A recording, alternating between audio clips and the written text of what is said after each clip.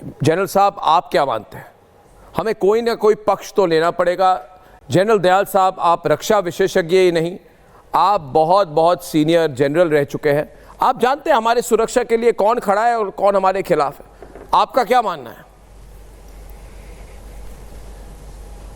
देखिए अर्नब, जब मेरे से पूछा था कि भाई मैं किस तरफ खड़ा हूँ, मैंने स्पष्ट कहा था कि मैं भारत के हक में खड़ा हूँ।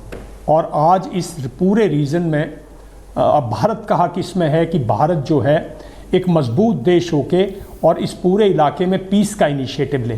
क्योंकि देखिए हमारे इजराइल से बहुत अच्छे संबंध हैं, टेक्नोलॉजिकल संबंध हैं। और देखिए 1974 तक, अर्नब मैं करेक्ट करना चाहूँगा और पता नहीं आपको लोगों को इन्फॉर्म करना चाहिए था किसी को, 1974 तक ईरान के अंदर शाह का राज था और शाह अमेरिका का पिट्ठू था। और अमेरिका पूरा का पूरा 1965-71 में भारत के खिलाफ था, उसी ने पैटर्न टैंक दिए थे। तो ये सब जो थे एक ग्रुप था। लेकिन 1994 का जो OIC समिट था, जिसमें जम्मू एंड कश्मीर पर भारत को क्रिटिसाइज किया जा रहा था ह्यूमन राइट्स पे, ईरान आपके साथ खड़ा था। इजराइल हमारा टेक्नोलॉजी पार्टनर है, इजराइल ने हमें बहुत अच्छी टेक्नोलॉजी दी है, इजराइल हमारा बहुत ही अच्छा दोस्त है, इसमें कोई शक की बात नहीं है, हमारे साथ खड़ा है। लेकिन 2002 में हमने ईरान के साथ भी डिफेंस कॉपरेशन की बात की थी और डिफेंस कॉपरेशन की संधि साइन की थी, वो भी बीजेपी सरकार थी, ऐसा नहीं है। और मेरा मानना यह है कि एक जब उसने आपको छाबार पोर्ट दिया तो छाबार नहीं, आपको गौदर का एक वो मिला ना, गौदर के अगेंस्ट। और हम हमेशा से कहते हैं कि पाकिस्तान की अपनी कोई डेफ्थ नहीं है, पाकिस्तान हमेशा या तो ईरान से डेफ्थ लेने की कोशिश करेगा या जो है वो अफगानिस्तान से। तो हमें पाकिस्तान को अगर डिनाई करनी है ये डेफ्थ, और ये पूरा एरिया स्ट्रेटेजिक एरिया हमारे लिए, हमारे 9 मिलियन लोग इस एरिया में काम करते हैं, हमारी 1.5 बिलियन डॉलर इस एरिया से रेन्यूमरेशन आती है। इस एरिया का डिस्टर्ब होना भारत के लिए ठीक नहीं है, क्योंकि इसका भारत पर ज़्यादा असर पड़ता है, ना कि किसी और पर। तो हमें तो पीस इनिशिएटिव लेना चाहिए, पीस संधि करानी चाहिए दोनों की, हमें पीस, बिकॉज हम बहुत मजबूत देश हैं। हम ना तो जॉर्डन बन सकते, ना हम सऊदी अरेबिया बन सकते, ना हम किसी के साथ खड़े हो सकते।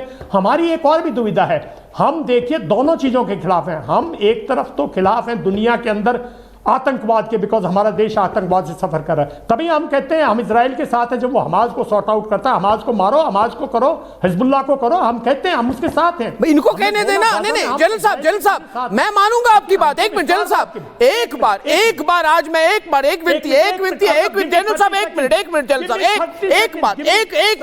मिनट जनरल साहब, माफ करिए, एक मिनट। मैं चाहता हूं आज, और कोई गलत बात नहीं कह रहा हूं, मैं कह रहा हूं एक बार शोएब जबाई और अंसार रजा कह दे कि भाई खत्म कर दो इस हमास, हिजबुल्लाह, हूती आतंकवादियों को, खत्म कर दो इनको और इनके आकाओं को, खुलकर बोले खत्म करो ना इनको। नहीं, ये कहे ना, मैं तो कह रहा हूं, ये कहे ना, अंसार रजा कहे, अंसार रजा कहे, शोएब जमाई कहे। मेरा अगला सेंटेंस सुन लो, अगला। नहीं, ये कहे ना, ये कहे, मैं चुप हो जाऊंगा। ये कहे कि ये कहे, ये नहीं कहेंगे, क्योंकि क्यों नहीं कहेंगे? यही तो बात है ना, भारत के साथ है तो क्यों नहीं कहेंगे? तभी मैंने बोला ना, मैं ना इजराइल के साथ हूं। नहीं, आप नहीं है, मगर मैं चाहता हूं एक बार इनकी जुबान से सुनना चाहता हूं। मैं अंसार राजा की जुबान से सुनना चाहता हूं कि अर्नब, मैं कह रहा हूं कि हमास जिसने अक्टूबर 7 की अटैक की और 1200 लोगों को मारा, औरतों को खुलेआम रेप किया, उनको खत्म कर दो। एक बार कहें, मैं वो वीडियो लेके मैं पूरा सर्कुलेट कर दूंगा। एक बात कहे शोएब जबाई और मौलाना अंसार रजा, बस कहे, मैं खुश हो जाएगा मेरा दिल। कहिए। नहीं, उनको कहिए, कहने देना। चलिए, नहीं, वो कहे ना, एक आप कुछ ना कहे, ये कहे। हम आपका दिल गार्डन किए देते हैं। नहीं, गार्डन मुझे नहीं पता, मैं ये सब भाषा समझता नहीं हूँ। आप बोल दीजिए गार्डन, पता नहीं किस गार्डन के बारे में आप बोल रहे हैं। आपको गार्डन जाना है, लोधी गार्डन जाइए, नेहरू गार्डन जाइए। मैं रोक रहा हूं क्या आपको? आप बोलिए मुझे कि आप हमास के खिलाफ है, उनको खत्म करना चाहिए, आप हूती के खिलाफ है, आप हिजबुल्लाह के खिलाफ है। सुनिए, हम अरे आप बोलने तो दीजिए भाई, नाम लेके बोलिए ना। हम हर उस जालिम के खिलाफ है। ये तो जनरल बात होगी, हम हर जालिम के खिलाफ, हम हर आतंकवाद के खिलाफ। ये क्या बात है? हम हर जालिम के खिलाफ, ये जनरल बात हो गई। ये अर्नब गोस्वामी सुनने वाला नहीं है। जो बेगुनाहों की जान ले रहा है हम उसके खिलाफ नाम लेने में तकलीफ हो रही है हमारा क्या? भारत मसूद अजहर का नाम ले लीजिए, हमास का नाम ले लीजिए, हमारा लश्कर तोयबा का नाम ले लीजिए, लश्कर तोयबा का नाम ले लीजिए, हिजबुल्लाह का नाम ले लीजिए। सुनिए, नहीं मैं सुन रहा हूं, आसिफ मुनीर का नाम ले लीजिए, हूती का नाम ले लीजिए, नाम लीजिए, आज अंसार राजा जी नाम लीजिए, नाम लेकर कहिए मैं क्या गलत कह रहा हूं, नाम लीजिए ना, मैं नाम ले रहा, आप लीजिए, नाम लेने में नाम क्यों नहीं ले रहे आप? नहीं ओहो क्या, मैं तो नाम लेता हूं ना, आप ही नाम लीजिए। मौका देंगे तभी तो नाम लूंगा। हाँ देखिए, देख रहा हूं, सुनिए, सुन भी रहा हूं। जहां तक आसिफ मुनीर का आप बार बार जिक्र कर रहे हैं, वो एक अमेरिका के टुकड़ों पे पलने वाला है। हम इन की बात अपने भारत में नहीं करते। वो है, वो अमेरिका के टुकड़ों पे कल देखा नहीं, वो ट्रम्प के साथ जो है वो कैसे बोटियां चाट रहा नहीं था। लेंगे हमास का नाम, वो देखा नहीं आपने? तो आप उसकी क्या बात कर रहे हैं? आप उसकी क्या बात कर रहे हैं? क्या आसिफ मुनीर हमारे आगे, हमारे लोगों ने उसकी ईरान का संगी तरह की तोड़ दे रहा है संरक्षण। अरे भाई, हूती, हमास, हिजबुल्लाह, उनको शरण कौन दे रहा है? यही ईरान की सरकार दे रही है, वही फाइनेंस कर रही है, वही उनको आर्म सप्लाई कर रही है, वही जो है वो इजराइल के खिलाफ वो अटैक कर रही है। रागी जी, मुसाद, फिर ऐसी स्थिति में उनके खिलाफ आपको बोलने में क्यों? रागी जी, मुसाद, अरे भाई, मुसाद क्या कर रहा है? मुसाद अपने देश की सुरक्षा कर रहा है। मुसाद अपने देश की सुरक्षा कर रहा है, क्योंकि आप पहले दिनों से तय कर रखा है। मुसाद सुरक्षा कर रहा है बिल्कुल, कि इजराइल को हम जीने का अधिकार नहीं दे रहे हैं। ये क्या बात हुई? नहीं नहीं नहीं नहीं नहीं नहीं नहीं नहीं, एक मिनट, आप मेरी बात सुनिए, आप कल आप मोसाद को कैसे कंपेयर कर रहे हैं हमास के साथ?